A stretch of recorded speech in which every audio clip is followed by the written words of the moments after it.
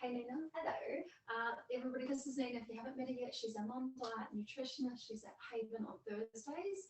And as you know, it's a time of year when lots of challenges around our relationship with food and body can come up. And there's a question that's sort of been raised with lots of people I've been chatting to, and something that comes up a lot at Christmases, and it's around diet talk at the Christmas table and feeling triggered. You know, if you're somebody who's worked a lot on relationship with food stuff, and if you're moving out of diet culture and you're then sort of thrown into the situation where you're faced with it, can be really uncomfortable.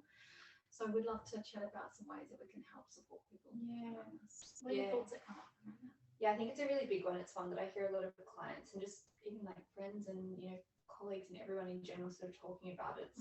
There's constant sort of diet talk, and I think especially as we've just come out of this period of lockdown and everybody's talking about the weight they gained during lockdown and New Year's resolutions, and there's just even more of it than usual. So I think it's really, really helpful to have this conversation, talk about like feeling a little bit prepared going into it and thinking about it beforehand about am I going to maybe encounter these sorts of conversations and what can I do? So I think there's two key ways to sort of approach it, and to sort of really check in with yourself beforehand how you're feeling and what sort of capacity you have at that moment about what you want to do about it. Because you can either, if you're feeling sort of like you want to really advocate for yourself quite strongly and you've got that energy and everything, you can have the conversation, you can say something. So if the conversation does come up at the dinner table, you can speak up for yourself and say something like, hey, I'm actually working really hard at the moment not to talk about diets and bodies in that sort of way. Could we change the subject and change it to something you want to talk about? And that could be something as trivial as, have you seen this TV show? Or anything like that. Or it could actually be having a conversation, if you wanted to, more around the whole the haze philosophy and body acceptance and body positivity. If you really wanted to, like if you thought that people were open to that and you wanted to talk about that more, that would be definitely an option too.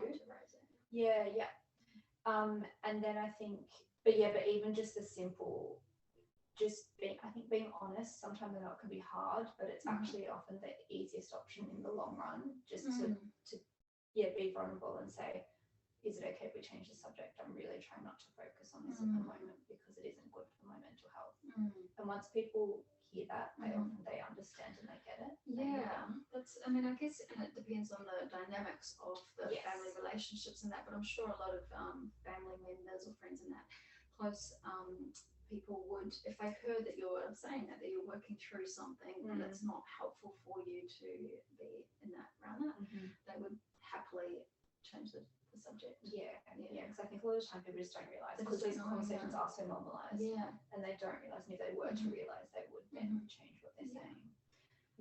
And what about if you were feeling quite vulnerable and you just didn't feel like you've got that in you to have those confrontations? And I think that's sort of the other of the two options, right? I think in that case there are again a few things you can do. One, I find just excusing yourself from the table. So even if it's just, I've got to go to the bathroom, no one's going to blink an eye if you say you need to do that, go to the bathroom and just have a breather, take a moment to yourself and do a few deep breaths. Even I find what can be really helpful for a lot of people is pull out your phone and just click onto Instagram, onto some of those body positive or haze aligned sort of accounts, those sorts of people that you really resonate with. They're kind of like your little cheerleaders hiding in your pocket. Or you might have come to the Haven page. Exactly, that is exactly what I was thinking, the Haven page and all the beautiful quotes you pop up, those sorts of quotes and those sorts of things, just to really remind yourself, yes, I'm in a situation right now where there's this conversation, but there's actually this massive world out there that that's helpful and supportive to me, and just remind yourself for that a little bit. I find that can be really, really helpful.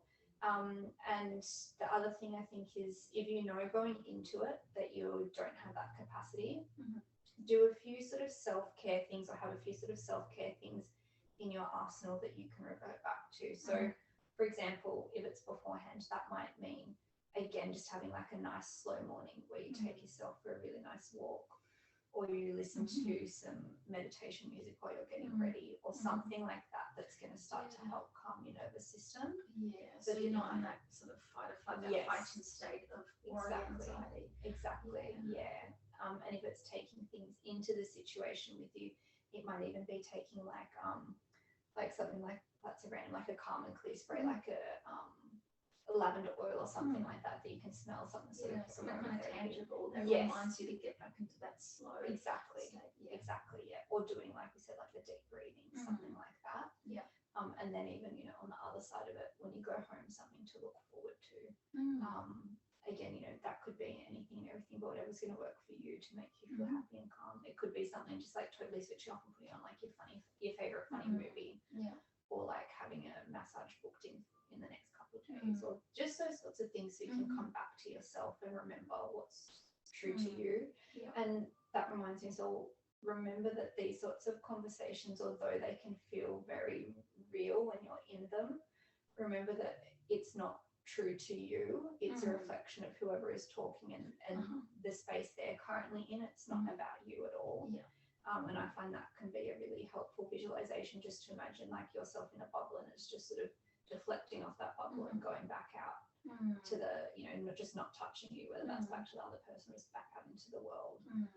Or also another sort of visualization is if you imagine it sort of coming your way and you're just sort of taking it and putting it to the side, and that might be like floating down a river or like into a fire or whatever you want to imagine. But for visual people, that sort of visually the thoughts and the conversations going away from you can be really helpful. You know, another good visualization like that just came to mind is like dissolving, so that it's actually I don't know, like a thought bubble or something, that's all the words that somebody's saying, so that it's not necessarily going out to others, but it's actually just dissolving, so it doesn't exist. That's really nice. I really like that. And do you have any ways, suggestions to change the subject if you were still feeling like sort of a little bit vulnerable, and rather than not from that perspective of being able to say, hey, I'm working on something, can we change the subject, but if you wanted to just change the subject without bringing awareness to it, any kind of clever tips to weasel it in?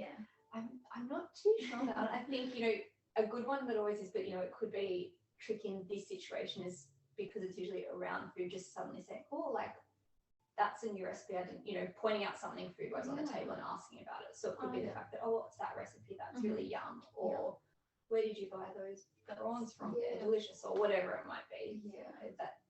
Something around you in your environment you can point out. It could even be pointing at a painting on the wall and then, where's that from? Because it just seems very coincidental. Or just bringing up something really trivial, like, you know, something relevant in the news or pop culture.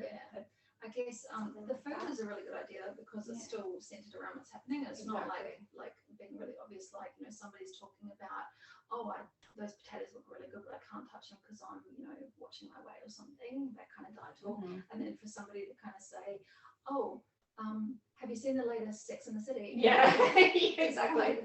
An obvious shift, but so weaving in something about, those potatoes look delicious, I love potatoes, or I don't know, something. And then sort of slowly starting to migrate the conversation away. Exactly.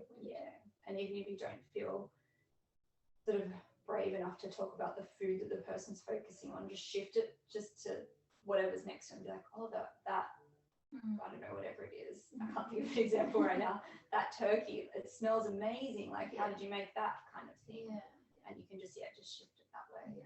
That's great. I'm going to give those a go. Thanks, Nina. I'm glad. Awesome. Well, let's wrap that up. And if anybody's got any other questions, of course, you can reach out to Nina, to myself, and we're always up for a chat. Thank you, everybody. Cool. Thank you, guys. Happy holidays.